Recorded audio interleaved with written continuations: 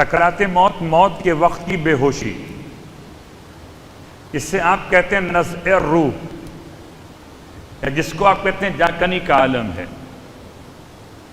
یا جس کو آپ کہتے ہیں حالت احتضار ہے، نام کوئی بھی دیں حالت ایک ہی ہوتی ہے۔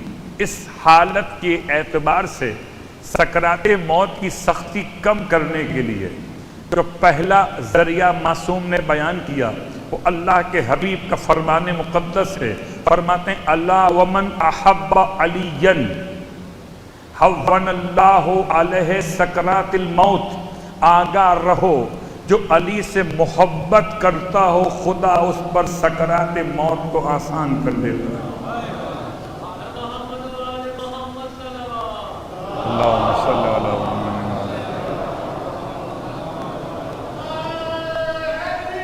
یار آگاہ رہو، اللہم صلی علی محمد۔ آگاہ رہو جو علی سے محبت کرتا ہے اللہ اس کے لیے سکرات موت کو آسان کر دیتا ہے۔ یاد رکھیے سکرات موت کیا ہے؟ موت جان انسان کے جسم سے نکلنا اتنا سخت ہے کہ زندہ کسی کی کھال اتار لی جائے، اتنا سخت ہے کسی پرندے کو زندہ آنکھ پر بھون دیا جائے، اتنا سخت ہے کہ آنکھوں میں چٹان ڈال دی جائے، اتنا سخت ہے کہ جسم کے ہر رگ ہائے بدن کو قینچی سے الگ الگ کاٹ دیا جائے۔ یہ ساری سختیاں ختم ہیں اگر محبت علی ابن ابی طالب ہے۔ موت آسان نہیں ہے مگر مشکل موت آسان ہو جائے جب مشکل کشا کی محبت دل میں گھر کر جائے۔ الا ومن احب علی حون اللہ علیہ سکرات الموت، اللہ آسان کر دیتا ہے۔ اور اللہ کے لیے کیا مشکل ہے کچھ آسان کرنا، آسان کر دیتا ہے اللہ اس کی سکرات موت جو علی سے محبت کرنے والا۔ پھر ارشاد فرماتے ہیں مولا امام جعفر صادق علیہ السلام،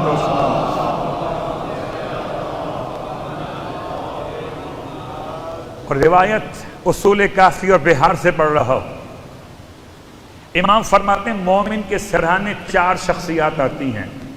رسول خدا آتے ہیں، مومن کے سرہانے رسول خدا، جس کا کلمہ پڑھتا تھا وہ بھلا کیسے نہ آئیں گے سرہانے۔ امیر المومنین آتے، قربان جائیے، جس کی محبت میں دم بھرتے تھے، جس کے لیے بے ساختہ کہتے تھے کہ علی امام منستو منم غلام علی، ہر ایک مشکل وقت میں علی کو پکارتے تھے۔ عجیب تھے، اپنی مصیبت میں تو پکارتے ہی تھے، کسی اور کو مصیبت میں دیکھ کے بھی علی کو پکارتے تھے۔ روڈ پہ چلتے ہوئے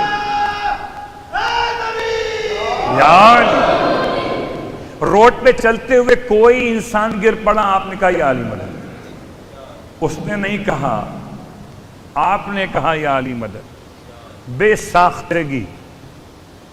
پھر خیال آیا کہ آس پاس کوئی ایسا نہ ہو جس سے یہ لفظ پسند نہ آتا ہو، دیکھا بعد میں پڑھا پہلے۔ امام فرماتے ہیں اللہ کے رسول آتے ہیں مومن کے سرہانے، پہلی شخصیت اللہ کے رسول مولائے متقیان، اور تیسری شخص جناب جبرائیل امین علیہ السلام، اور چوتھی شخصیت ملک الموت ہے۔ ملک الموت سے یہ 3 ہستیاں کہتی ہیں ذرا ہلکا ہاتھ رکھیے، ہمارا چاہنے والا ہے۔ اتنی بڑی سفارش لگ جائے اگر انبیاء کا سردار کہے، اولیاء کا سردار کہے، فرشتوں کا سردار کہے، کہ خیال کرنا، اس کے بعد تو پھر کوئی گنجائش رہتی ہی نہیں۔ ملک الموت کہتے ہیں اس مومن سے کہ جہنم سے بچنے کے لیے، سختی موت سے نجات کے لیے کوئی پروانہ لے کر آئے ہو؟ صلوات پڑھیں محمد و آل محمد۔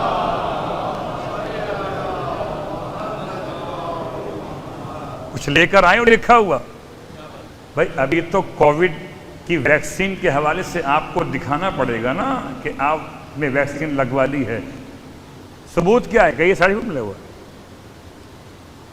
تو وہاں ملک الموت پوچھ رہے ہیں کہ کوئی لائے ہو پروانہ؟ مومن کہتا ہے اس وقت میں ہاں لے کر آیا ہوں. کیا ہے پروانہ؟ کا ولایت و محبت اہل بیت لے کر آیا ہوں.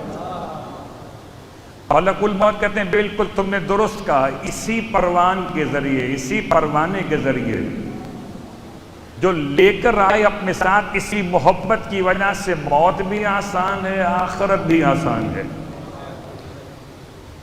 تو پہلا مسئلہ، اگر سکرات موت کو آسان کرنا چاہتے ہیں مولا کی محبت.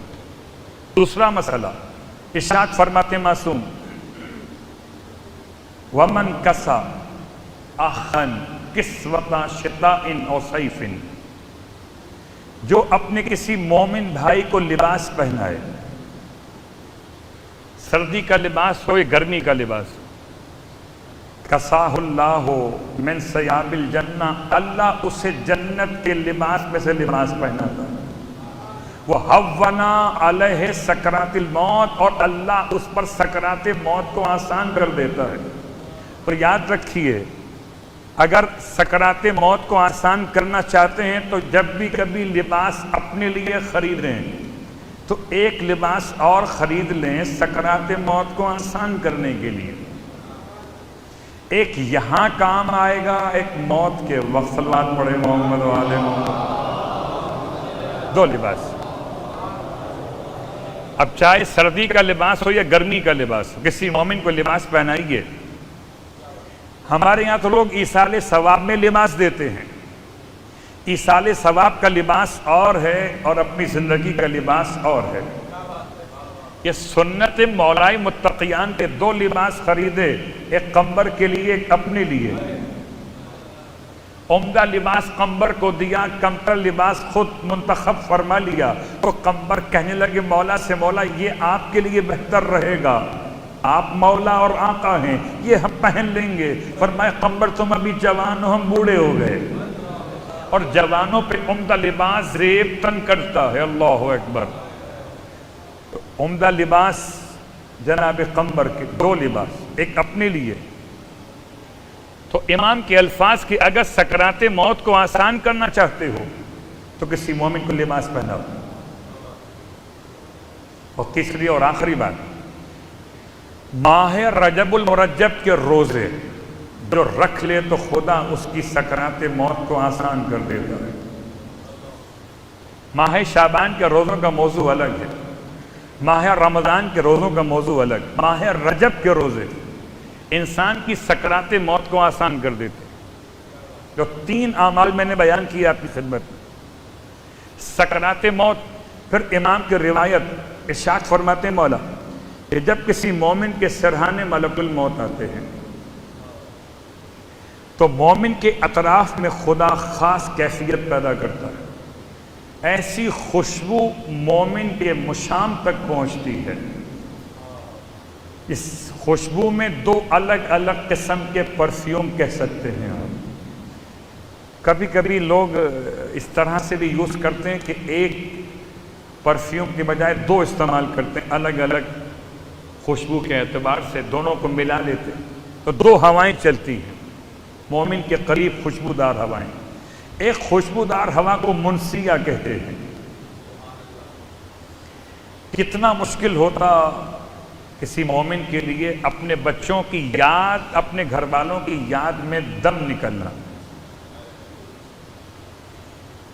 جو علی کو نہیں مانتے ان کا مشکل سے دم نکلتا ہے، وہ الگ موضوع ہے.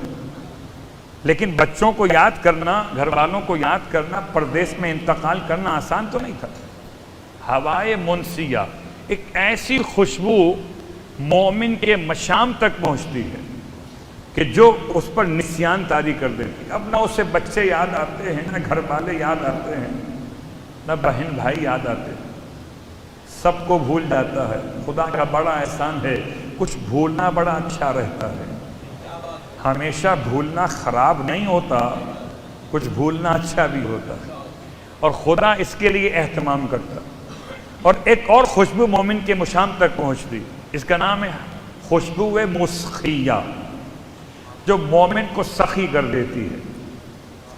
اتنا سخی کر دیتی ہے کہ مومن جب تک خود راضی نہیں ہوتا تب تک مرتا ہی نہیں ہے. میں جب اطمینان واقع ہو جاتا ہے کہ گھر والے یاد نہیں آ رہے، بچے یاد نہیں آ رہے، پھر سخی اتنا ہو گیا، بہت غور کیجئے گا، ویسے کوئی اللہ کے نام پر دے کہ نہ دے، مگر ایسے بھی ہیں جو آل محمد کے نام پر، میں کیا جملہ استعمال کروں، اللہ کے نام پر دینا اور ہے، اللہ کی معرفت کہاں، اہل بیت کے غلام بہت ہیں، اہل بیت کے نام پر مانگا تو نکال کے دے دیا۔ تو اہل بیت کے نام پر اگر آپ مال دے سکتے ہیں تو جان بھی دے سکتے ہیں، اور اسی لیے وہ ہوا چلائی جاتی ہے، اس کو خوشبو مسخیہ کہتے ہیں، انسان اتنا سخی ہو جاتا۔ اب ملک الموت سے گفتگو ہے مومن کی، ملک الموت مومن سے کہتے ہیں پریشان کیوں ہو، کیا بات ہے؟ تو مومن کہتا ہے پریشانی کی بات ہے، سب یہ یہاں سے چھوڑ کے جانا پڑ رہا ہے۔ ملک الموت سمجھاتے ہیں کہ تم تو عقل مند ہو، کھوٹے سکے کے بدلے پریشان ہو، یہ کھوٹا سکہ دنیا، تمہیں اس سے بہتر 1000 گنا نعمتیں وہاں ملنے والی ہیں۔ تو مومن کہتا ہے کیا کروں، یہ دوست و احباب یاد آئیں گے کہ ان کے بدلے انہیں قبول کرو۔ ملک الموت اپنے دائیں طرف اشارہ کرتے ہیں، اب جو پلٹ کے مومن دیکھتا ہے تو 14 معصومین کی زیارت ہے۔